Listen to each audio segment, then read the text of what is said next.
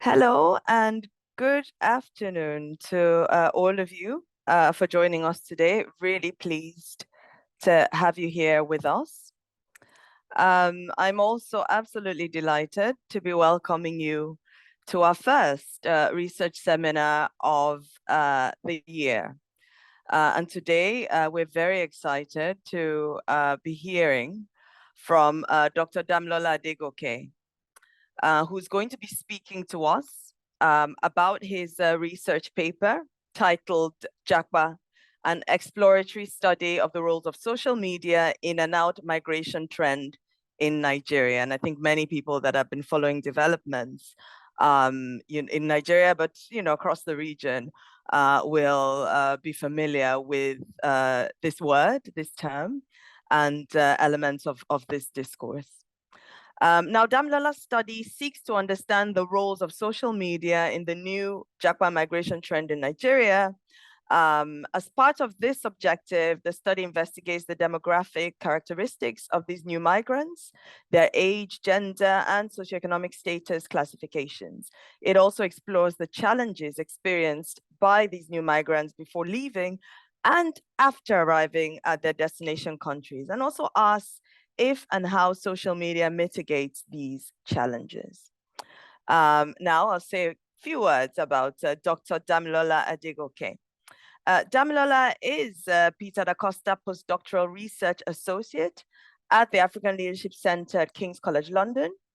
His research interests include computational leadership, artificial intelligence, and digital societies, social big data analytics, peace epistemes, and ontologies. And I would, of course, add that Damilola, of course, heads the ALC Data Lab as well. We're also absolutely delighted to have with us, as discussant here today, Acheng Akena, who is a Kenyan lawyer and human rights and democracy practitioner. Acheng is with us, also has a background in human rights and democracy with 23 years of experience in varied regions and contexts, cutting across from Botswana to Afghanistan. I think you'll agree with me that is quite a broad range of coverage. Most recently, she has been working on knowledge production, policy advocacy, and capacitation on displacement and migration trends in Africa. This includes the protection of displaced people, people on the move, durable, impactful, and sustainable solutions for these constituencies, including harnessing the dividends of regional integration arrangements. Acheng is, of course, a passionate and committed practitioner and advocate with vast experience on these issues, and is very interested in looking for solutions around promotion and protection of human rights of marginalized people, as well as democratic governance across Africa. Acheng also holds a master's in international human rights law from Oxford University here in the UK. Thank you so much for joining us today, Acheng. We are really honored to have you with us. So without much ado, colleagues, I'm really looking forward to these conversations. Let me stop taking up space and let me invite Dr. Damilola Adegoke, please, to sort of lead us now by sharing your really interesting work with us. Thanks. Thank you very much, Rebecca. Good evening, everyone. I want to extend a bit of gratitude, much gratitude, not bit, to Acheng for participating as a panelist. And Clement, Eka, and everyone on the panel, as well as Albert, you are all welcome, and those who have come to listen to the findings from this research, this paper. I will share my screen now, but while I'm doing that, I would want to provide a little bit of context, so that I won't have a divided attention, let me quickly share my screen first. Yeah. So the topic I'm going to be speaking on is this is a study. What really piqued my interest in the study was a kind of, because we have the ALC Data Lab, we have what we call a kind of social observatory where we monitor events or emerging trends happening on the continent, especially on peace and security related issues. So something came up in one of the analytics, the live stream, the live analysis, and then we're able to observe that particular words were really dominant in some of the conversations, which Japa was a very dominant word there that came up heavily. So that influenced my decision to look deeply into that and then to see what people are saying around the subject and the roles of social media on this migration trend. And for those who are not Nigerian, I think what I will say is that Japa is a phenomenon that is trending now. It's a kind of neologic yeah, okay. Yeah, so it's an urban Yoruba slang. Yoruba is one of the majority ethnic group in Nigeria, mostly around the southwest. They are mostly found around southwest region of Nigeria. So it's a slang and a neologism, a colloquialism used mainly by young people to describe the recent migration trends. So the closest interpretation to give to Japa is to flee, to run away from, from an unpalatable situation. So what I noticed generally when I was doing that was okay. That word really came up consistently, and not only that, these words and tenses they are beginning to emerge as a linguistic construct. A linguistic construct, and within that space, there are a lot of grammatical emergence taking place as well. Japa is now used as verb. You hear words like "I want to japa," or somebody is "Have you japad?" like a past tense, and also when I use japa in a kind of third person singular simple present indicative form. They have been invented for as a term for code switching and creative expressions among cohorts who are subscribed to this out migration trend. So before now, the usual and not the usual, the most popular, even within the media form of migration, it was a kind of illegal migration or irregular migration. That's the what do you call it? The socially acceptable word for that. So where people pass through the Sahara Desert, or they still do it quite all right, or they also do a kind of stowaway on ships and what have you. So, but this particular trend is not out migration trend is not in that sense. It's more regular and legal in that context, contrary to what people are used to. Because the image of when you mention migration, particularly in the West, what that connotes or what it elicits, it's people desperate to just to come to without any form of what they call it, any plans or whatever, trying to cross or break the ice into Europe and America in some extreme cases. So a view overview of that cohort, the Japa cohort, I use cohort to indicate the people who subscribe to this particular form of migration. So they are mostly moderately high net worth individuals with established roots and a highly skilled middle class in most cases, and within the age categories ranging from 25 to 45. And the most popular routes include postgraduate education and healthcare job opportunities, particularly for those who are based in Europe or in the UK to be precise. This trend has led to increasing demands for foreign currency and then the loss of human of health workers and other form of human resources to Nigeria, from Nigeria to Europe, really. So yes, so the study, like I mentioned earlier, what really spurred that interest in looking at that study was a kind of the social observatory that we have at the LC, where in the data lab, where we look at events taking place, whether it's election, protests, and what have you, wars, conflicts. So Japa became very dominant in that conversations, and then that was what really piqued my interest and what really got me to think of how to go about it. And there are some conversations also as well that you can pick on, not only social media, or let me say not the traditional social media form of social media that you are familiar with, not social networking sites like Facebook and Twitter, but also by YouTube and other form of non-social network platforms.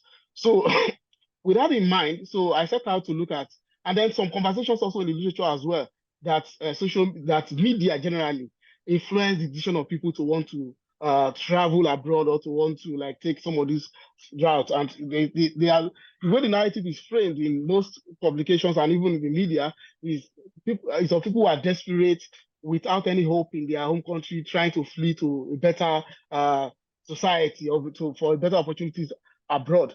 But so that was what really got me interested. And then I tried to look at if uh, if the answer is yes, if social media play any significant role. If the answer is yes, then how are these how do the social media platforms influence the decision of people to embark on this out migration trend? So the study also investigated demographic characteristics. I was able to look at of these new migrants, and I must also warn here that given the limited subject that I examined or I explored, this is not to be taken as a definitive findings to say that because you will need more larger sample to be able to make that deduction. So, but within within the space of the samples that I have, so I looked at the age, gender, and socioeconomic status and categories of these people, of the people who embarked on this route. They also explored the challenges experienced by these new migrants before leaving and after arriving at their destination countries. Like I mentioned earlier, I asked if and how social media mitigates some of these challenges, or if at all social media play any significant role in the decision to out migrate.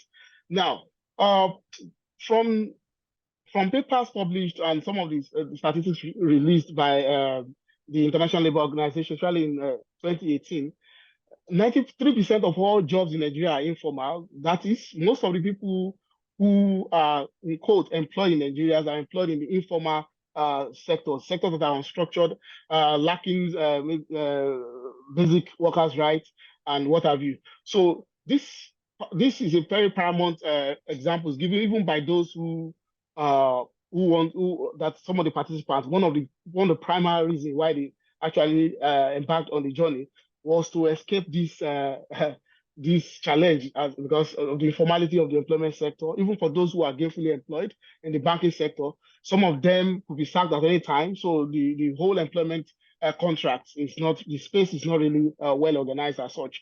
So there are lots of push and pull factors, like I mentioned earlier, the growing unemployment, and there are some, like one of the authors that I looked at wrote about lack of opportunities, the attraction of an idealized West, and ignorance of dangers of illegal migration or immigration. And also, uh, additional wrote about social prestige, aspiration for social respectability as one of the reasons why people want to embark on that. And there are lots of people who have written quite a lot on that angle, from that angle. And when from the findings from this study challenge some of these assumptions, which I will mention earlier. I mean, I will mention later on some of these points when I'm discussing the what do you call it, the findings from the study.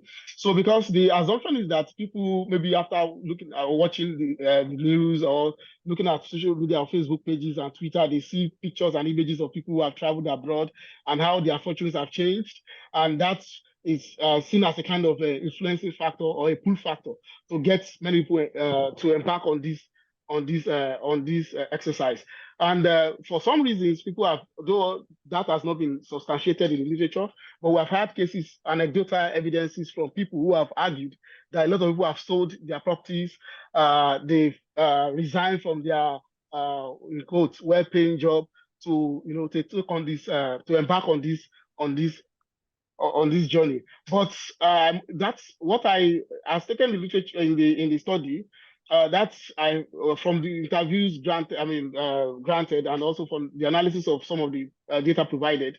That particular thing is not clear. It's not, that particular point is not set in stone as such. Yeah, and also there are also factors like career progression opportunities, quality of education for children, better opportunities for future career for children, and better healthcare and security, and remittances. But most times when you look at some of the government reports or intergovernmental reports on migration, remittances is always something that people hammer on, that some of these organizations hammer on a lot. But apart from remittances, all these other factors are responsible, as whether as push or pull factors, for getting people to embark on this journey. Yeah. Now back to the main kernel of the study itself. Uh, Japa and social media generally.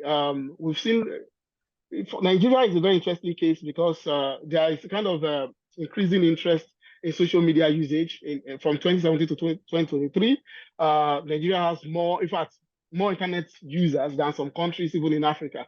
Like by January of 20, or as of January of 2023, because this particular study was concluded in 2023. As of January of that year, 122.5 million internet users.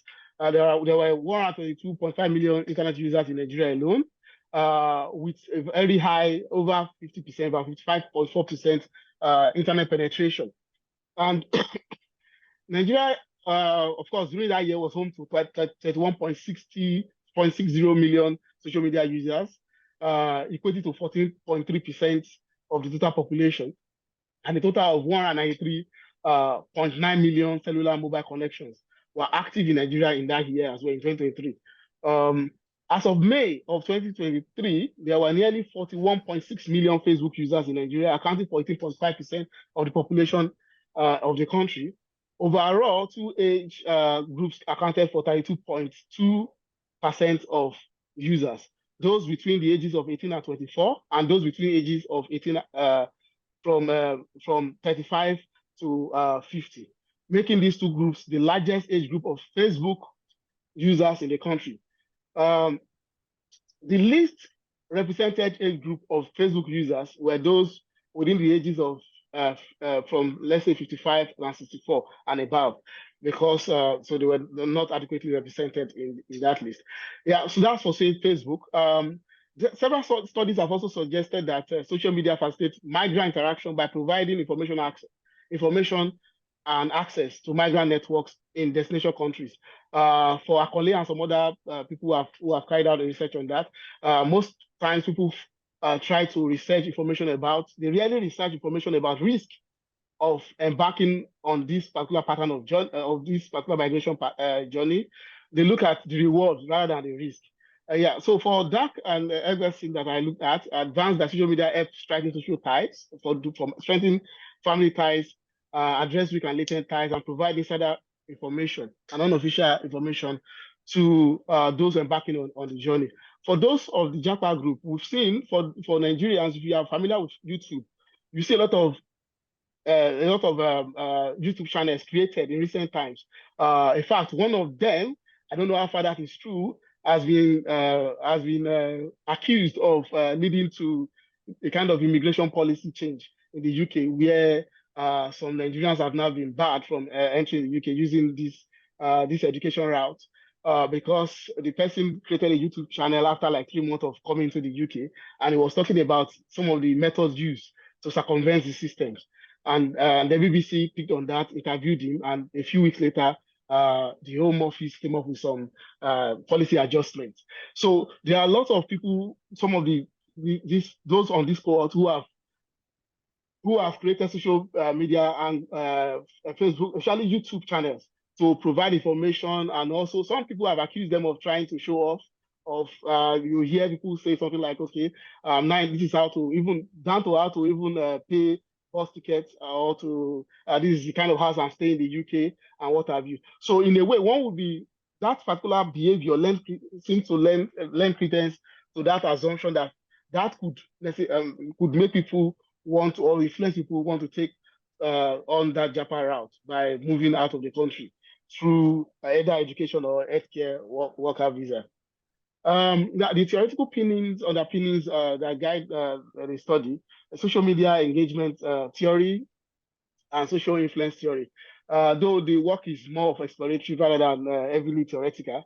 So social media engagement theory refers to the set of principles and concepts that explain how users interact with content on social media platforms. It encompasses various factors that influence social user engagement, such as type of content, timing of post, audience targeting, and the platform algorithms. But for social influence theory, it describes the impact of the thoughts and actions of trusted individuals to see how they have been impacted by their social media, by how the usage of social media by others, and behaviors of people online have influenced the decision of people. So that's what the brief definition of what these two theories are about. And that, in a way, also led to the development of a more or less of hermeneutic slash interpretivist research design, where I looked at specific timeline between 2019 to those between 2019 to 2022. And what we did initially was to reach out to people. About 45 interviews were recruited using snowball sampling. But finally, because part of what the inclusion exclusion criteria was that you must have social media accounts, and then you must be based within this period, because the Japa trend, when we observed that using using the social observatory tool of the NC Data Lab, we noticed a spike, an upward tick from 2019 to 2022. So it must be within that period. I mean, the start of 2019 and 2022. And then they must be based, I mean, outside of Nigeria, quite all right. That's a no-brainer. And then so those were the basic things that were used to determine that. And then the people also, in a way, we also try to look at how their willingness to allow themselves to be interviewed, and to be even for the data to be transcribed as well. So at the end of the day, I had 37 final interviewees. Interviewees comprise Nigerians who lived in Europe mainly, but not only Europe, because sorry for that typo. Even those in America, yeah. So then the age range between 26 and 48 years old, with an average age of 32.5. There were 22 men and 15 women in all. So from findings, straight to the findings, I discovered that mainly when we asked questions of social media usage, the regular usage of social media by these participants, more people used Facebook. General usage now, not for search information on migration, Facebook and Twitter. Yeah. Then for gathering Japa migration information, social media apps used, we noticed that when I use we, because I had a research assistant who worked with me at some point, so that was why that was what informed my usage of that word we interchangeably. And hi. So YouTube is the dominant platform used by this cohort, followed by Naraland, which is a popular blog in Nigeria to gather information on this form of migration, and Facebook and WhatsApp. The reason why, at the end of it, when I was doing the analysis, finally, I noticed that there's a kind of I don't want to say a kind of dynamics that I observed between Facebook and the usage of Facebook and WhatsApp. But at the end of the day, I was able to reconcile that, and to mean that the reason why you see that appearing consistently is because perhaps Facebook, Meta, the parent company of Facebook, also owns WhatsApp. But they use Facebook, WhatsApp as well, and some other video conferencing, Telegram, and what have you. But I was expecting, based on the literature, to hear the participants say that they use Facebook more, to gather this information. But YouTube appears to be the dominant platform used to gather information. Yeah. And this is consistent with the findings of other studies that social media use is prevalent among because these are upwardly mobile youths, and those considering other form of migration in Nigeria. People like Okwade and Bakare, 2020, and Obi in 2020 as well. They've written on these as well, and this is to support some of their findings that social media, among upwardly mobile youth in Nigeria, they use social media to gather information. But what form of social media? You notice that for most of those people in that in that category, they are usually people who are in what we can call the upper middle class. These are people who have careers with little motivation for showing off, as such. Some of them they have established careers, and for those who never really had defined careers in Nigeria back before they embarked on the journey, most of them are like they have first degree or graduate degrees. So yeah. So for them, especially for those who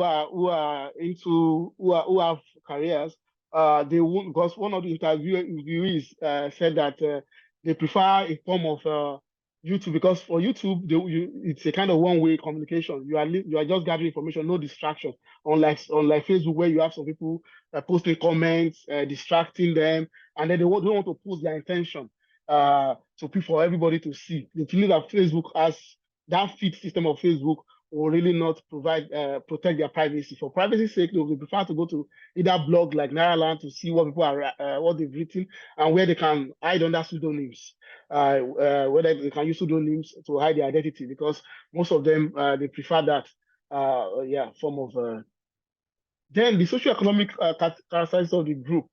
As mentioned earlier, they are middle class. They are mostly in the middle class.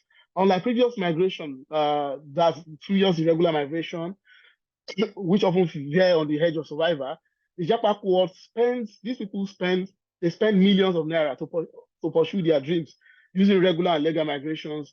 So that way. So for people to avoid millions, like 20, about 10, some of them even mentioned like 10 or some millions of naira, which translated to pounds could be in like between 20 and 20 and 30,000 pounds sterling. So for people to gather that, so they are not in the usual people who are extremely desperate and without any means of livelihood in that sense. For those who also reported that they didn't have much to do in terms of jobs.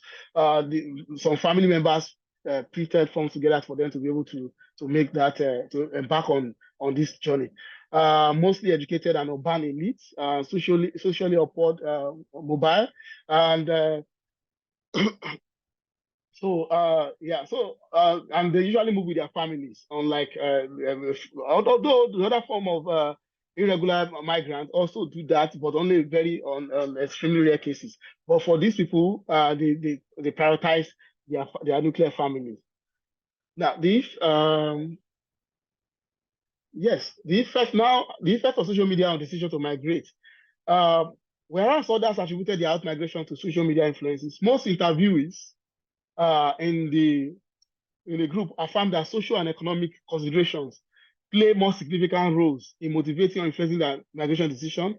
The example they gave, job satisfaction, security, career progression were some of the reasons for this decision, rather than social media influence. So they were not really influenced by social media.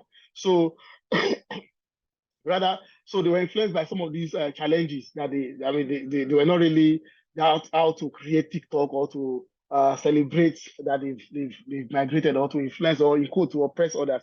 The idea is to escape from a dim or a current or prospective dire situations that might befall them or their offsprings along the line. So to most interviews, social media were mere tools or infrastructure for information exchange. They were not seen as influencing tools for making their decision. And these technologies were seen as passive information gathering tools to a decision already made. So they've already made their decision already. Social media did never influence them, but rather the social media is seen as a tool for helping them to gather more information on embarking on this particular journey. So they prefer one-to-one synchronous communication facilities such as WhatsApp, YouTube, and in some cases Skype, but mainly WhatsApp and YouTube, and one-to-many platforms which afford anonymity and guarantee the assurance of privacy.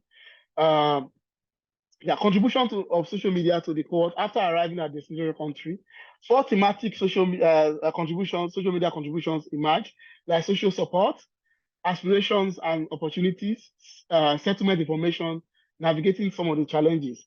For settlement information, mainly most of the people, the question asked as, okay, one of the part of the question is that what was the main after, because most of them will go through either the care work visa or through the education route. Then when asked, okay, after your education, do you intend to go back?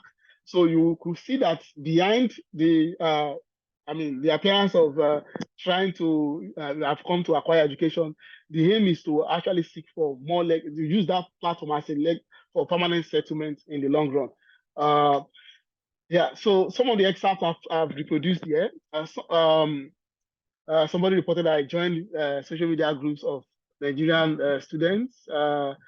Members of this group provided vital information while I was trying to settle down in the new country. I got the room. I stayed in through a WhatsApp group of Nigerian students. So Some interviews reported how social media provided social support after arriving in the destination country. The support network helped them to settle down well in their new environment. Before arriving in the new country, the support varied according to countries, individuals, and social ties already established. Issues include job search, outsourcing, schools for their children, and cultural adaptation. Often, migrants choose countries with large populations of people from their cultural identity and ethnic background, ethnicity.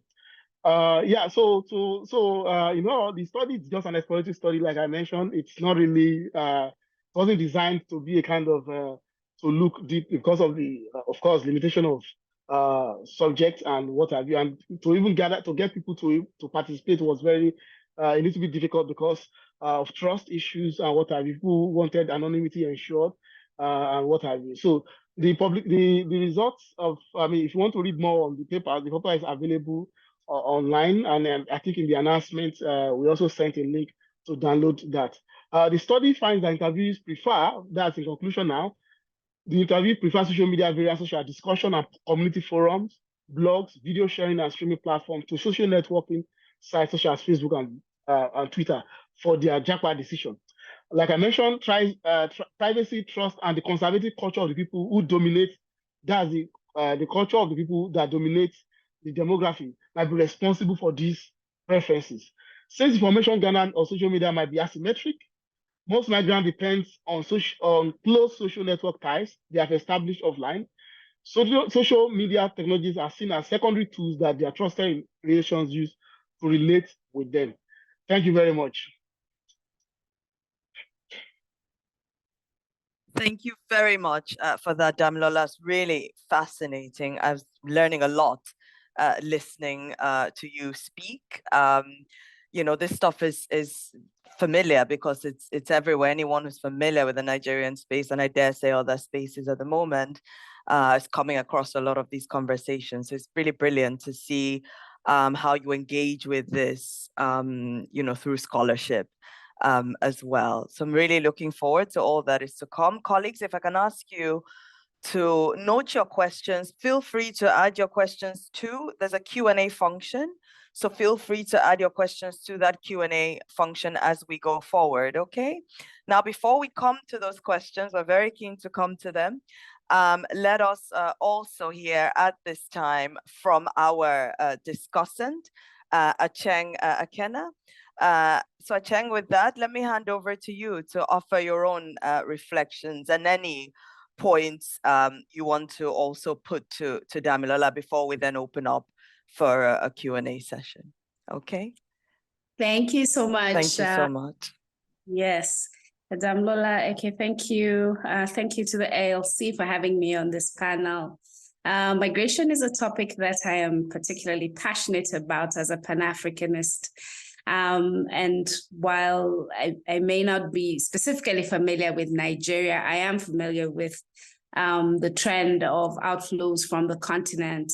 And thank you so much, Damilola, because your research is actually a very useful contribution to the migration discourse that has been happening, I think, probably since 2015, when we had regular images of Africans drowning off the coast of the Mediterranean. And there was a lot of, I think, a fair amount of condemnation of the migrants themselves as part of that discourse. And so this really helps to, I think, it helps to disaggregate migrants and their intentionality. And I find that very interesting that you do make that distinction between the, I think in South Africa, they call them the yappies, the young urban professionals. So the young upward mobile youth who are not, who have some means and what motivates their out-migration. I think it also helps to debunk myths on migration as well, because I think people make a lot of assumptions in terms of why people move, where they move to, and what motivates them. And so this research, I think, really contributes to the body of knowledge around migration and helps to provide additional analysis and resources for some of the some of the assumptions and arguments that are made.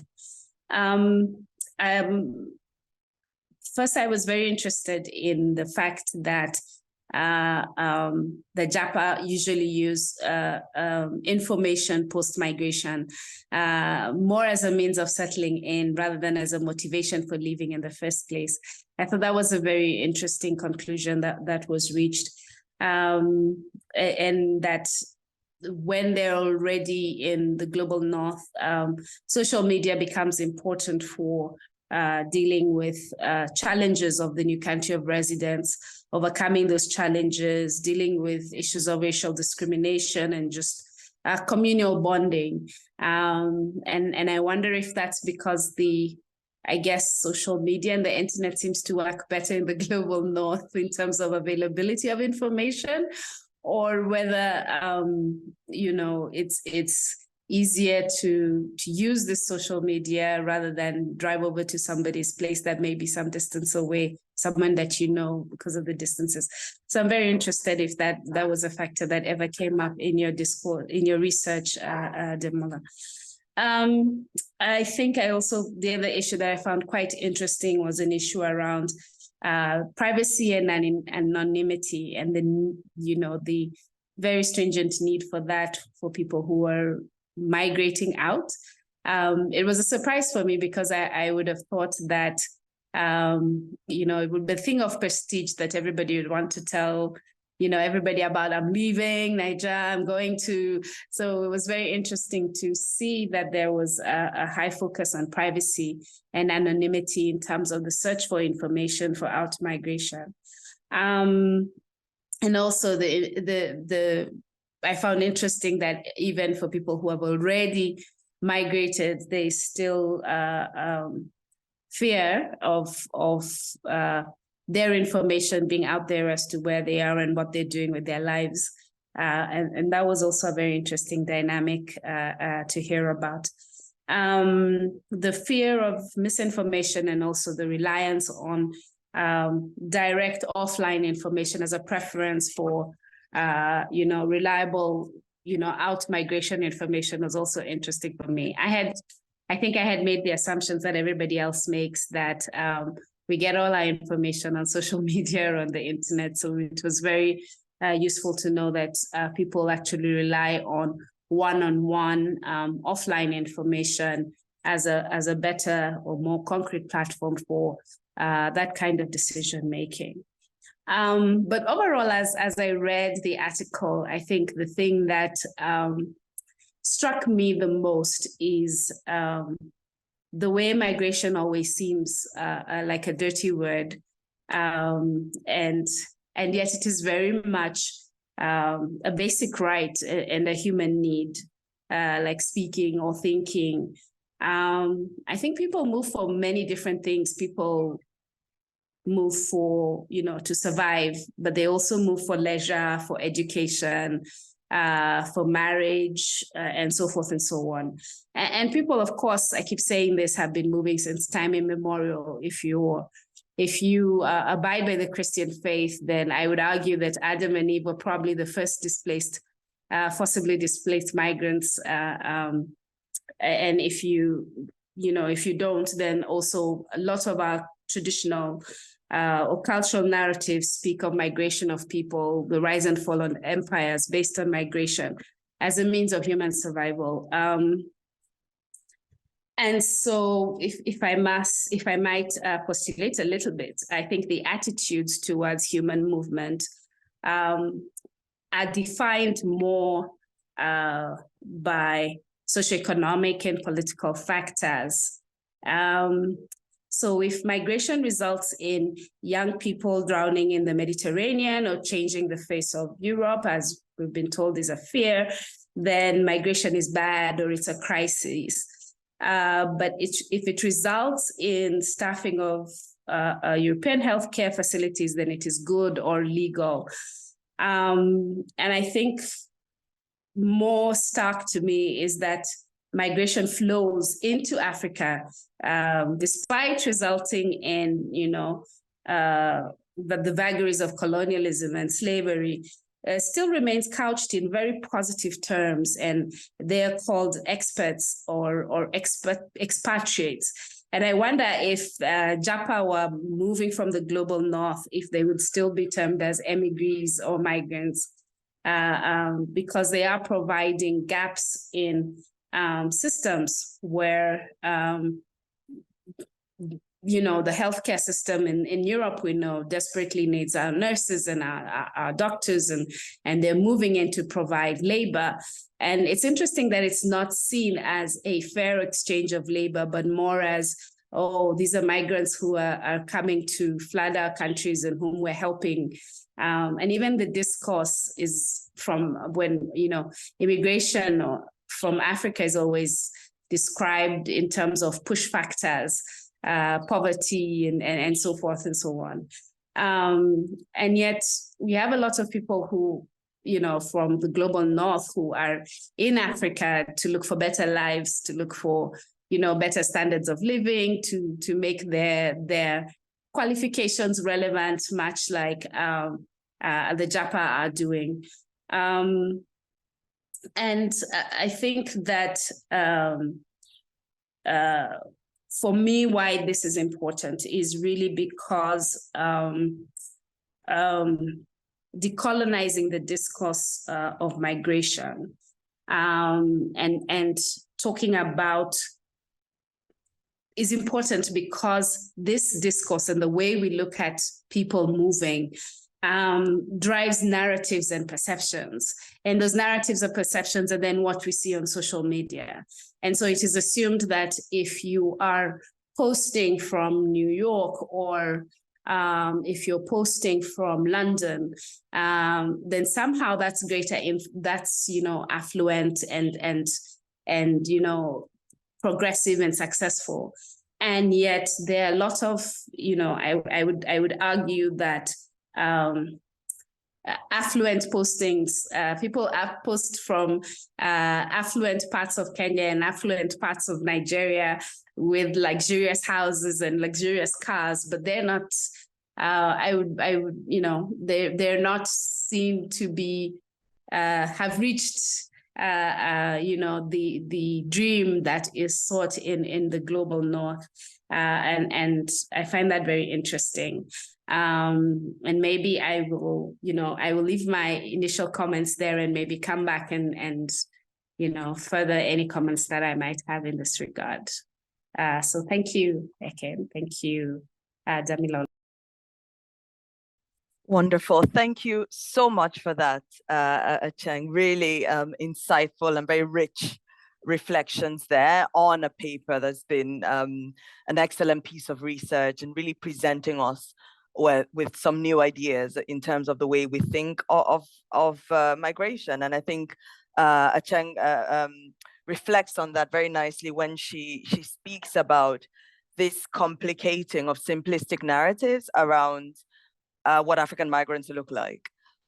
So this that was one of the points I had, this distinct category of those that are upwardly mobile. There's a lot of silence around migrants like this. I guess in similar ways is how, for those who read Chimamanda Ngozi Adichie's book, Americana, why it stood out a lot and was very intriguing was because it was a story of migration, from the continent, from Nigeria specifically, to the US, that really focused on, upwardly mobile young people, which is, not at all the kind of narrative we see, even though, this has been happening for time immemorial. So complicating that picture and coming away from a homogenizing of migrants certainly is what we're hearing here as a key contribution of this work.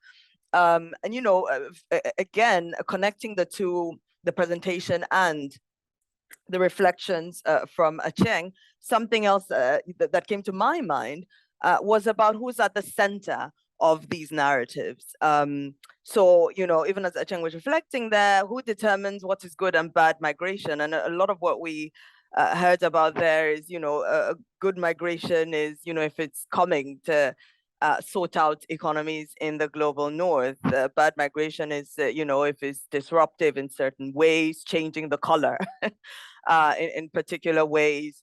But it's a particular viewpoint that is at the center of some of these conversations. So Damilola's work here in taking us to these migrants as the center of the conversation. What do they think is most important? What do they identify? Even bringing us to understandings of what forms of social media are most relevant for them, and some surprises. I think, we flagged how they engage with that space. And a final point of note for me is what interesting, this idea of safe spaces, how they exercise their own agency to identify what spaces might be safe for them, even as they, looking for a better life, have to navigate certain structural hierarchies that perhaps they hadn't anticipated. So those are problematic, but they find ways to manage and to deal with that, engaging with their own communities again, and the importance of technology in supporting them to engage with those communities. So I thank you very much for those comments. And Damilola, thank you so much for this rich piece of research that you've shared with us. I have some questions that I'm going to put to you, Damilola, but Acheng, please, certainly when Damilola responds, please, any of these questions that, you want to add some words to, we are privileged to have you with us, please jump in as well. I'll start with those in the Q&A function. And the first question we have is a point from Barney Walsh, who's asking, how is this phenomenon different from the well-known conversation about brain drain for the African continent that has existed for decades? So is this distinct? Is this extending that conversation? What is the relationship between what you've shared here and this narrative on brain drain? Cheng, also feel free to comment on that. From Alexa here, we have some technical questions now to do with methods. So can you share the technicalities of aggregating social media data? So that's great. Some of our students thinking, how might we also draw, how might this be replicable? Damilola, you also understanding the need to think a bit more about that. Have you aggregated social media data? Have you extracted and identified the content? And how does one imagine the practicalities of such an approach when you're carrying out your analysis? And there's an example there for you to reflect on. Damilola, I hope you can see the Q&A as well. Good, excellent. And then a second question, what were the decision-making influences? So not in terms of push or pull factors, but thinking more about when the decision was made to actually migrate. So I guess a functional, operational question. Points, how does a participant, what were the participants' means of verification, or how does the individual know that the social media information is something that can be trusted? Are there any means of double checking the material that they got? How did you deal with that as well in your work? I saw a question also in the chat. Let me see. There are a couple of questions in the chat. Damilola, I wonder if we deal with those I've shared with you now, those from the Q&A function, okay, and then we take a second round with those in the chat. Thank you very much, Eka. Would you like me to start with some of the questions? Because Asheng also raised some questions, or would you want me to just address the Q&A first? Good point. Please address Acheng's first. Okay. This privilege of having her as a discussant. Please, let's deal with those very significant points. Thank you. Yes, I must say this, just in passing, that I never, when I was doing the work, it was more or less like doing something on the spot, an opportunistic research. But the interest it has generated, really, I'm still a little bit baffled. Some of the questions you are raising, some others have raised that even informally, offline. So you asked a question about internet, whether the stability of the internet or the quality of the internet access in the West would be, responsible for how they, engage and what have you. In a way, it's a contributing factor, but I must highlight that, of course, since my research is not really does not really cover that area. Whatever I'm saying now will be informed from my own observation, which might be prejudicial in a way. But in a sense, I think I'm in a position of knowledge to be able to provide that information. To respond to that, I would say that yes, it's a contributing factor. The quality of internet, of course. If you look at the pattern of engagement, across social media in Africa, Nigeria, Egypt, and some other countries, if you look at their population, I mean, the population of the country, and also the internet population of the country, it's a very serious factor in their internet engagement. Whether it's even when you look at streaming, all this live streaming, even for the promotion of Afrobeat, as even because this is a digression, but it's also relevant. When you see the way Nigerian music and movies they've progressed over the years, whether on YouTube and garner some viewership, it's because of the internet. You can link that to the internet population, the demography of Nigeria as well. So yes, then on the issue of privacy and anonymity, you mentioned something about the expectation. That was my own assumption as well. And the common assumption that people want to brag, or when they travel abroad they want to show off. Yes, as mentioned in the work, it's not that it's not there; it's there. But among those, because you have to look at the demographic people we are talking about. Most of these people are people within a specific age range, from they are maybe 25 and between 25 and 50, but mainly those who embark on the journey are those who are in their late 20s, early 30s, and what have you. So they are less likely in that sense, maybe to be more overt in their display, unlike those who are young, who might want to say, okay, because you wouldn't want to see somebody who is in his 40 or 45 coming online to say, nah, I have a new shoe, come and see my shoe and everything. And from my own cursory observation of some of the YouTube usage, I noticed that those who do something like that, are younger than those that are in that cohort. Because part of what people used to do, from my own observation and review of the literature in the past, is to group these people collectively as a whole without disaggregating them. Because apart from gender, even age categorization is a factor, and the socioeconomic status. Because when these people talk about anonymity and privacy, most of the time, like when I interviewed one of the participants, the responses, I think I reproduced that in the work, was that many of them are yet to resign from their place of work. Some of them will go, then wait for some time before they tender their resignation. So by so doing, they don't want people to know whatever they are doing until they are sure that they are of where they are going to. So in that sense, so it's a way of ensuring certitude, or what have you in their own. Yeah. Then fear of misinformation offline is mostly due to, because the fear of the kind of information that they are going to get is why they prefer offline communication. It's because of scam. There are a lot of scammers and fraudsters claiming to even to give America a passport out of you online. So people are very wary of doing that. So using trusted individuals who are offline, people who have done it before, by it's one particular way or pathway they would prefer, rather than just picking up every random information online. Yeah, so on the question of, I will move straight to, then I agree with you, yeah. Migration in the context of Africa is seen as a dirty word. And we all know, if you follow historical trajectory, there was a time even in this country, in the UK, where there was a special government program to encourage people to emigrate. They created a special office for that, a special program for that, to encourage them to immigrate to, apart from the criminal sent to Australia and what have you, those who have committed crime. But to engage, because of when the population started increasing, so they needed to offload some of the excess population to.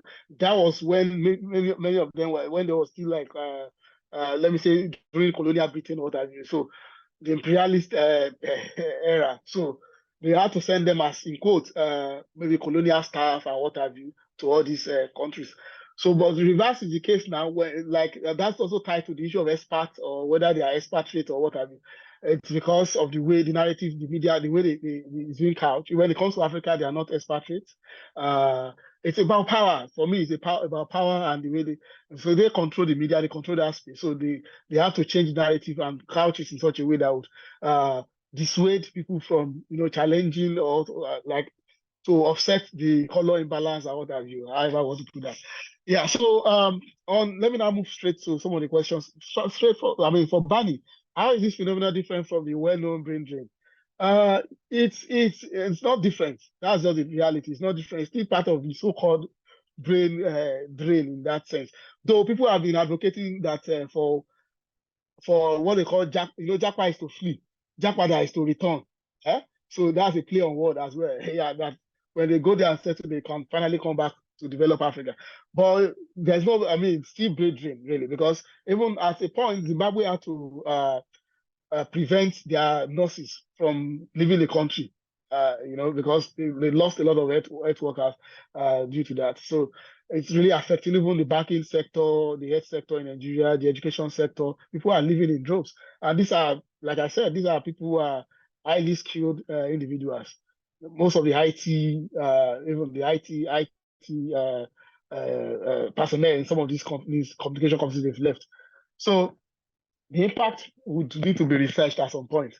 Okay, now on other than this being a modern version where people naturally gather info of social media these days, or is this somehow different? No, it's not different. I've answered that. To Alex, can you please share some insight on the technicalities of aggregating? Now, to aggregate social media, what I did was not really heavily, because I must say that this is about the first time or thereabout I'm using interview method in my research. I'm more into quantitative social media, advanced big data analytics, and what have you.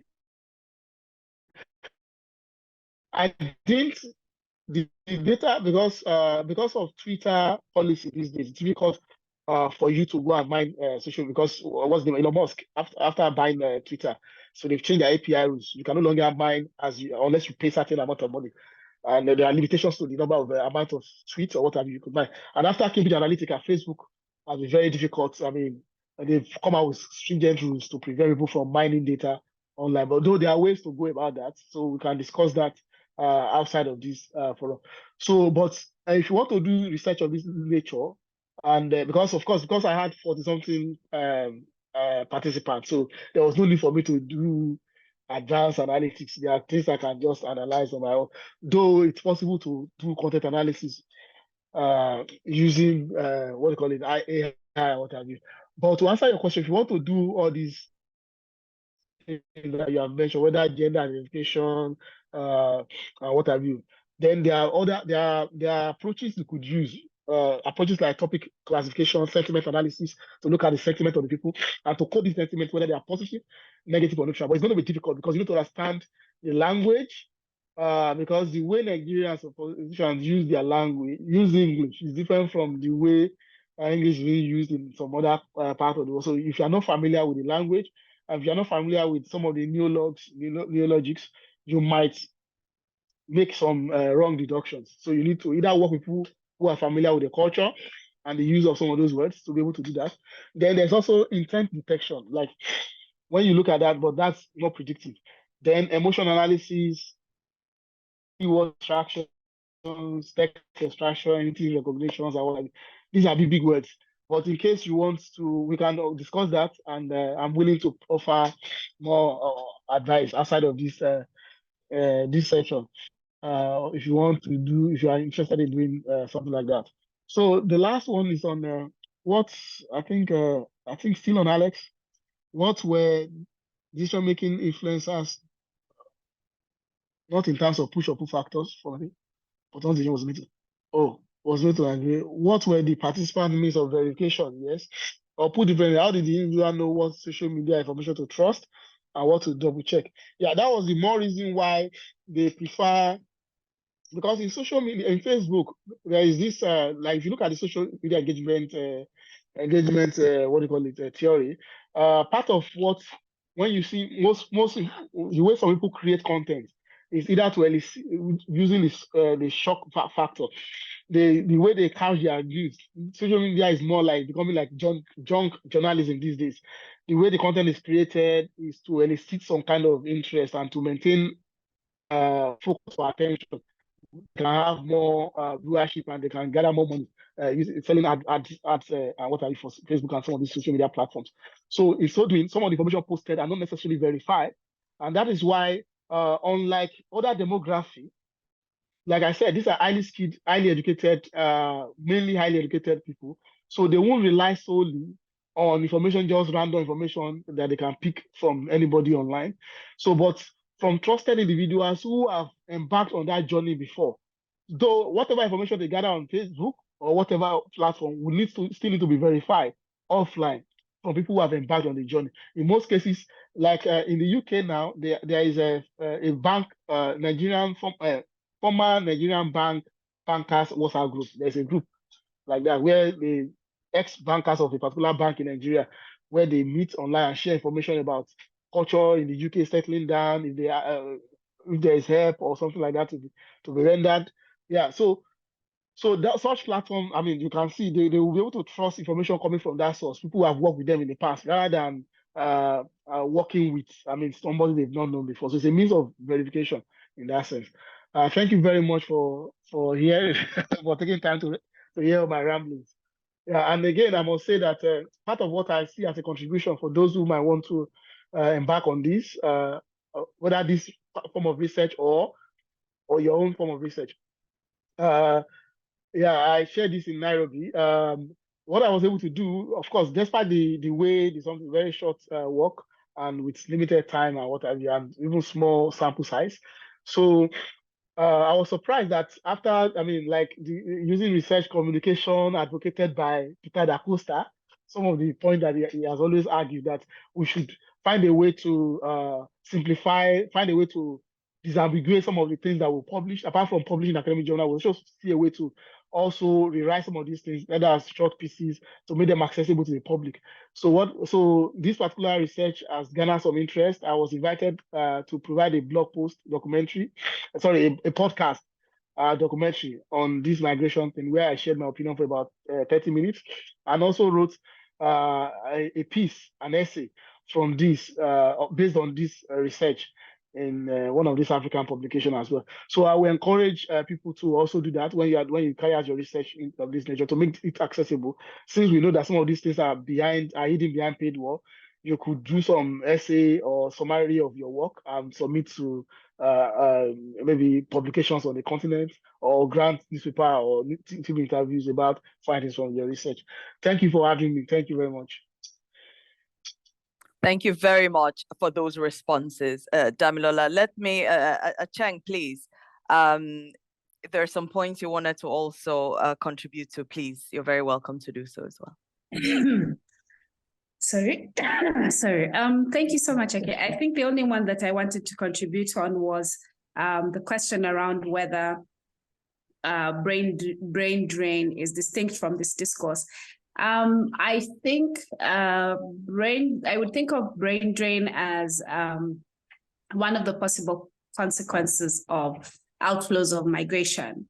But my problem with the discourse on brain drain is that it is not based on genuine or not genuine, but it's not based on properly analyzed data in terms of what is really draining, what is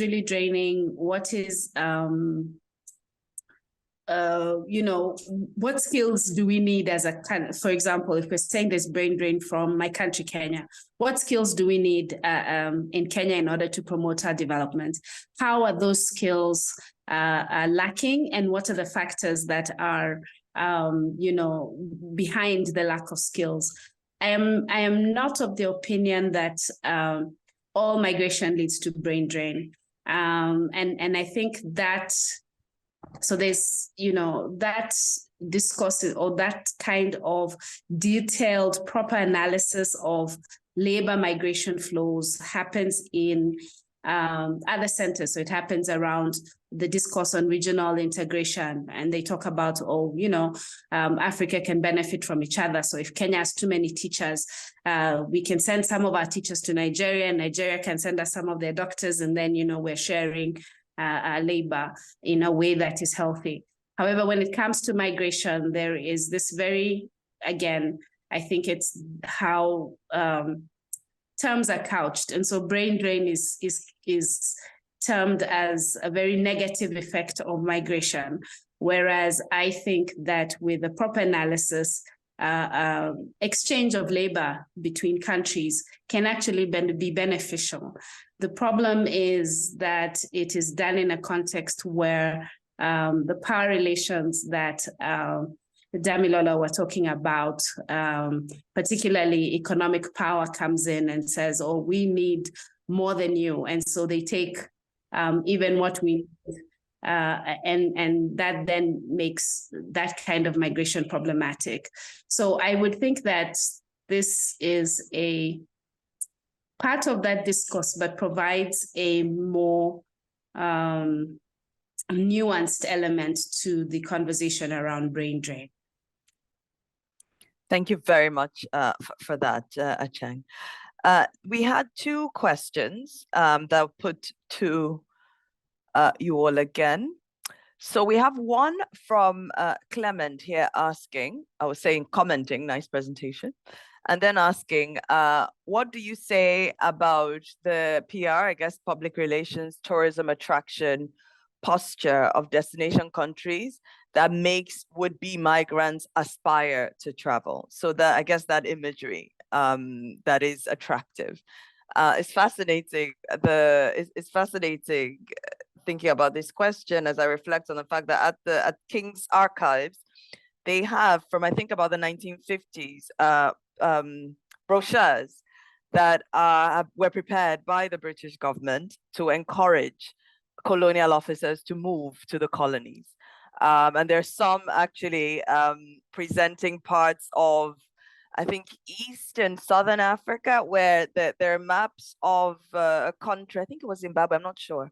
There are maps of a country that show the game that is possible to go hunting for as part of the attraction. And there were also these brochures that show the kind of servants you would have if you went to serve as a colonial officer. So Clement, thank you for that really interesting question as we think of, you know, from which vantage point do we reflect on these migration trends.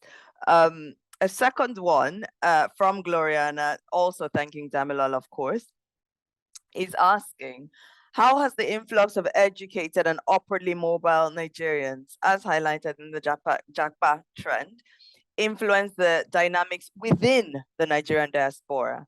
As this trend led to divisions within the diaspora community? I think two really interesting questions there. Yes? Damilola, do you want to come back and take those, please? All right, thank you very much. Thanks, Clement and Gloriana. First, I would want to say that to Acheng, on the brain drain issue, I mean, you've provided a better insight than I already had in mind to provide. But what I would say is that, you know, the brain drain thing is just came up as part of the question that one of the people asked the attendees. So it's outside of the remit of the study itself. So so I would not really. So, and I mentioned earlier that whatever position I'm going to advocate or advance will be based on my own personal, not based on research or what have you. So that's thanks for sharing that perspective. I mean, to see the dynamics of whether brain drain or brain gain or whatever thing. So thank you very much for that. Yeah, Clement, your question on PR, yes, I think Heka, you have answered that anyway. You have provided that. You know, like I also mentioned as part of when I was responding the other time, that if you observe, like in the past, they've during the colonial era, they created some special offices. I think that that particular point that you've raised led credence to that point to encourage their people to move. But the same thing could not be said. But the way the narrative is being couched now is not of people who want to go and enjoy in some fancy place, but people who are coming to disturb or to disrupt their society. That's the way the media and what the politicians have framed that conversation around the frame African migration as a kind of negative tone. So yes, PR tourism, yeah, it's a form of attraction.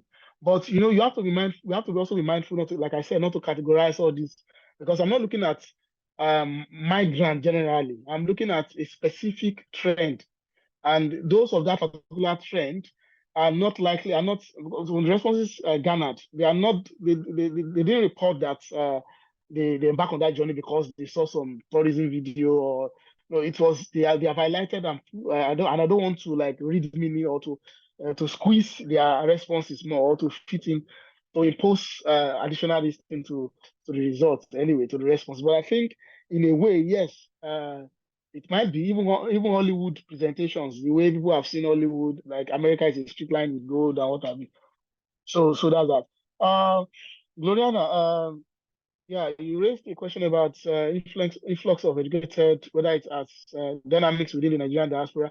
Like I mentioned earlier, it's also outside of the focus of the research. But what I can say, I mean, my own observation, and what I can say is that also somebody, I can't count myself as one of the Japa anyway, because I came before 2019. So yeah, so what I can, from my own observation, like, I mean, with wherever you have people who are highly educated and upwardly mobile, the tendency for that kind of strained relationship, especially around elections. I remember during the last election with people going across different camps and spaces. So these kind of things do happen, divisions, and more division than cooperation. I mean, yeah, because one would expect that apart from coming together to seek for information around, okay, how do I set in, how do we navigate some of these immigration challenges, they rarely come together for anything like that could be described as cooperative in that sense. Yeah. So to answer your question, yes, there are challenges and divisions. And then you see people even forming religious groups, like from disaggregating from the Nigerian diaspora to, okay, specific cultural groups, specific ethnicity, and what have you. And then people having their own different, rather than creating new groups or newer ties. So, yeah, thank you very much. Thank you for that. And we have two more questions. Fantastic. Thank you, colleagues, for continuing to engage. A first one goes to Acheng. Acheng, can you comment on the policy directions that African leaders and policy decision makers are taking with respect to issues like free movement of people as well as of goods, vis-a-vis the realities for opportunities for young Africans who are taking the decision to Japa? Are they in touch with the realities? I think it's a great question as well. Damilola, one for you, or two for you actually. Thanks again. And then first question, in terms of the comment on privacy when using social media in determining whether to Japa or not, do you think this is centered in cultural behavior of not wanting people to know their movements? I might have alluded to this.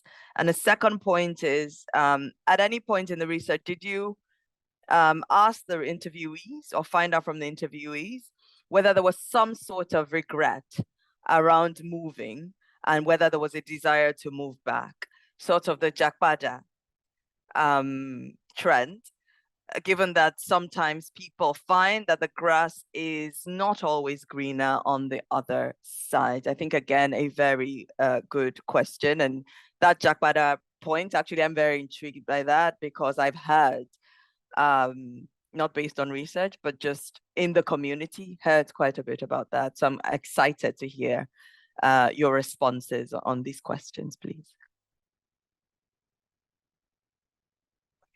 Okay, I don't mind going first. In 20, I think the images were quite prominent of young people, young Africans drowning in the Mediterranean became prominent around 2015, I believe it was. And in the following AU summit, I think by then, most media outlets were reflecting it as a crisis. And they were all talking about the migration crisis and all these dire images of Africans drowning in the Mediterranean were coming up. And I think at the next summit, the African Union, at the next African Union summit, the heads of state, their response to it was to ask the African Union Commission or the Secretariat to develop a treaty on free movement, as well as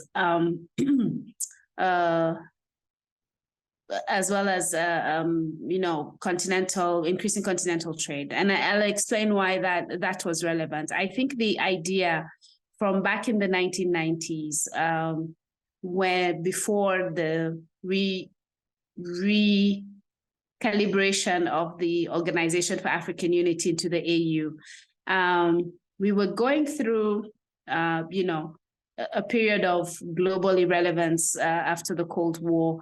There was a lot of economic hardships particularly after the implementation of the structural adjustment programs.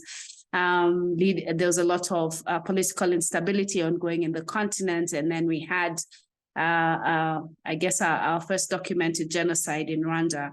And the thinkers at the time were that, traced a lot of these to external influences and an externally driven mandate imposed on the continent that was leading to these struggles, and therefore felt that Africa's future or Africa's development or Africa's emergence in the global arena was determined by our ability to be, self-sufficient and interdependent. So looking internally for solutions to some of these crises or that the continent was facing at that time. And so you see that we always say that we saw the switch from the OAU's non-interference policy to the AU's non-indifference policy. And so for me, that is the background to why the decision to the so-called migration crisis was to look for internal solutions within the continent that would expand legal mobility and opportunities for our young people, rather than them looking for opportunities across the seas, basically.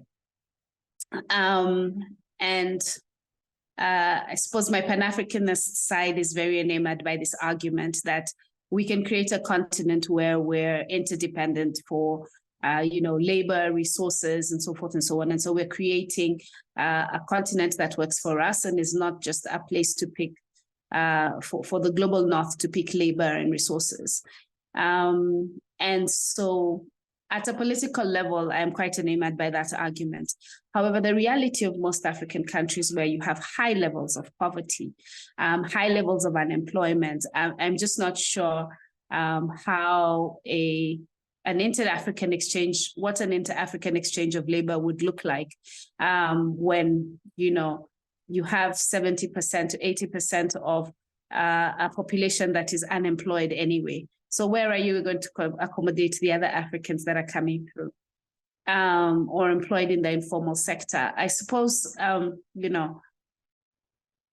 some ways, ECOWAS has sort of taught us that it can work, but mostly for the informal sector, with increased, movement, with just an ID within ECOWAS. We've seen, increased integration, and we've seen increased, resources across borders. So one country has an excess of, shea butter or black soap. They can go and sell it in another country, for example. And we've seen that work. However, in this particular category of people, in terms of the upwardly mobile young people, I am not sure that they see such opportunities within the continent. They see such opportunities that can give them a stable life. And I have been at risk of Japa as well, because I have seen the salaries that are offered. But I think through my informal networks, I was also informed that the costs of living would take away most of that money, and that determined my decision not to Japa at the time when it was very attractive. And it was, there's quite a possibility that I could have gotten that position. And so, I I think that I keep beating this dead horse, but I think the narrative has to change. I think we really need to rethink what migration to the global north and the opportunities offered there mean versus what migration to the global south means and what opportunities are offered there. And it's difficult to make those kinds of assertions, as I said previously, without adequate data and analysis around labor capacity and absorption in all our different countries. And that is sorely missing. Thank you very much. So much there. I mean, I feel like we could have another presentation from that response, as we also think of how you know, as Africans, how we're able to actually move through the continent, to reflect on what has gone on in South Africa at times, or in the north of the continent, when those fellow citizens of the continent move from further down south. What do we do with that? And of course, we're speaking of ECOWAS now, but yesterday, this announcement by Niger, Mali, and Burkina Faso, you know, so with all its complexities, but it's not to say I mean, we know, those of us in this space, you know, the complexities that we're also living with. And I really appreciated you also putting yourself in that, speaking about your own experience with that. As we've been speaking, for many of us that are identified as coming from the continent, we are all a part of this conversation about brain drain or not, or brain gain, or what, how do some of us in London try and navigate those voices in our head, you know, constantly raising many of the points you note here. So thank you so much for that intervention. Damilola, please, can I come over to you? There were two great points from Adegoke. All the points have been fantastic. Colleagues, I continue to thank you so much for your contributions. Damilola, over to you, please. Yes, on Adegoke's questions, the first one on cultural, yes. You are providing a perspective that I also agree with. Cultural behavioral pattern, because most people, especially of the southwest part of those from that particular region, and then of that particular category, the likelihood of them sharing. In fact, in some cases, we heard cases where people just appear in the UK without informing anybody. Then they will start calling when they get to the immigration point. Hello, I'm in the UK now. Can you come and pick me at the airport? You know, things like that. Lots of stories coming up. So because when in fact, there was a particular one that happened to a friend of mine who called me to say that someone called, and then you know, he used his number as the address without informing him. And then when he got in, then when he now challenged him afterwards, that why didn't you tell me before? You didn't even tell me you were coming to the UK.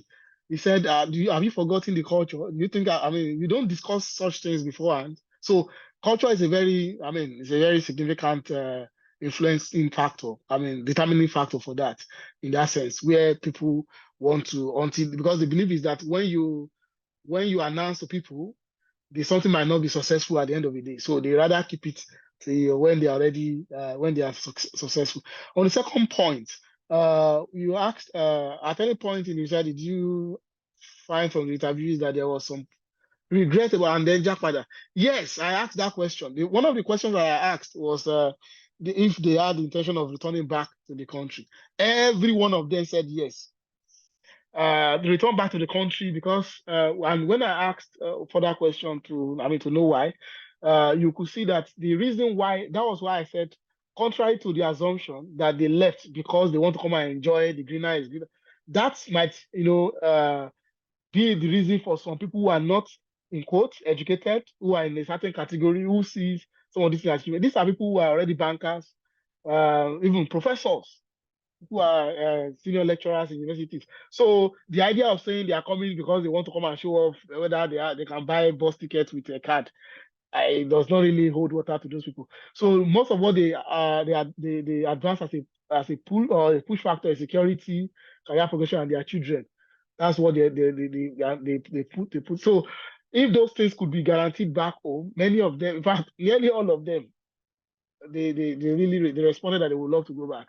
And then on the experiences so far, part of the experience many of them are faced with is, even you've seen cases these days where people talk about even spouse like family disintegration, people fighting and saying because of cultural differences. A man that is used to being the head of the family suddenly coming to the UK, and then that is no longer the case. And even cases of discipline of children, what is termed as abuse and what is not termed as abuse in Africa. So things like that coming up steadily in that sense. So yeah, on regrets, I would not say. I don't want to say regret because I didn't find any form of regret in among the people that I interviewed. No form of regret of embarking on the journey, but on maybe like going back, yes, they responded in that sense. So but yeah, so but I know where you're coming from because you've had cases, even some people saying you see some people coming online, and I must say this is a perspective and where social media is it's a form of, let me say, for lack of a technical word, subtle show off. You see people coming on social media saying, oh, I'm now in the UK, I must tell you back home, the UK is not easy. I'm in my car right now. This is my car. Can you see my car? So I'm walking a place. You know, they will keep saying this. The message they want to pass across for those who are familiar with semiotics and linguistics is for you to see that they are living better. But they want to push it in a humble way by telling you, oh, we are suffering. But the question is, you are suffering, but you don't want to go back. So these are what it is. So anyway, yeah. So thank you very much for those comments, contributions, and questions. Thanks, Eka. Thanks, Ashwin, and everyone. Thank you very much for that. I don't see additional questions coming up. To our speakers, do you feel you've exhausted all you had to say? Did you want to leave a final word as we wrap up? Yeah. Yes, maybe just a final word from Please. me. I'm not sure where to start with my final word, but anyway, I think sorry, there are some additional comments I wanted to make about the policy versus please go on, please go on with start with that, please. Yeah. And a lot of our continental policies, if they were implemented, and just for the sake of putting it on record, I think we have a 10% implementation rate at the AU. So if a lot of the policies that exist within the African Union system are actually meant to better the lives of Africans, at least in theory, there is very much of a written will to increase not just development, but the socioeconomic conditions by which Africans, by which Africans live, or on which Africans live. And I think that the disparity between the policy framework and the reality in people's lives, or the reality on the ground, the reality in the places that matter in terms of daily bread and butter, that gap is what places Africans in very vulnerable situations, because you have governments that have made commitments that they're implementing at below 10%. So that's definitely, if that was an examination, it would be a fail mark, that they're implementing below 10%. Meanwhile, you have Africans who are moving. I think the policy framework catches up with the practice rather than the policy enabling the practice. I think people have always been moving across the continent. Even in the most difficult situations, people have always been moving. Even with the borders drawn in Berlin, people still move across them. And much of the policy frameworks that have come about are just to make it easier and to enable that movement and to make it smoother. So, for example, and sometimes even when you have those policies, for example, between Kenya and Uganda as the East African community, they have, they've implemented, single border posts, and they've implemented other, programs or activities to make movement easier for Africans across the borders.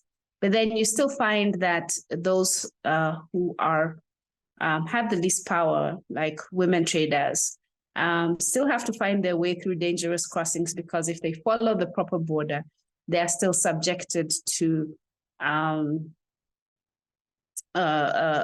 extortion or sexual harassment, or have to pay, some sort of monies to get their goods across that totally nullify their profits. And yet, so they would prefer to follow these dangerous routes in order to survive, basically, and make some sort of living selling goods across the border. And so even if I think my point is that even if we have a very enabling policy framework for intercontinental movement, it doesn't do away with the desire of people to adventure further beyond the continent. Of course, there's a distrust in our local, in our governments, but even if they were implementing these policies, I don't think that intercontinental migration should be a trap to lock Africans on the continent. I think that there should be a more open policy that enables African travel and protects Africans who are traveling abroad. For me, the struggles that a lot of Africans face is because they move alone. If you, a lot of us, if you go I was in India for a number of years. If you go to the embassy for help, the embassy doesn't even want to help you. It's like you're a nuisance. And yet, if you see people from the global north, the embassy provides them updates, helps them with information, like but our government's kind of just, if you want to move, you're out there on your own, who told you to go anyway, kind of attitude towards Africans who move. And yet, I think that if there were better protections, places Africans could go to seek solace, assistance, just like people in the global north do from their embassies here. If that protection was provided for people on the move, I think that it would help to make the lives of Japa or any other African who's moving a lot easier. But also it would inspire some trends to come back. I think people should move wherever they want to move, if they want to move. That's my personal opinion around migration. I don't think we should, it's a personal decision that people make, and if you move and you find it's good for you, great, fantastic. But if you move and you find it's not good for you, where do you seek consular services to help you get back, rather than the degrading treatment that we've seen a lot of Africans being deported on planes? Why don't we have African governments stepping in to protect their people from such deportations and indignities? And for me, that gap in terms of governmental protection is really a big one that needs to be seriously addressed.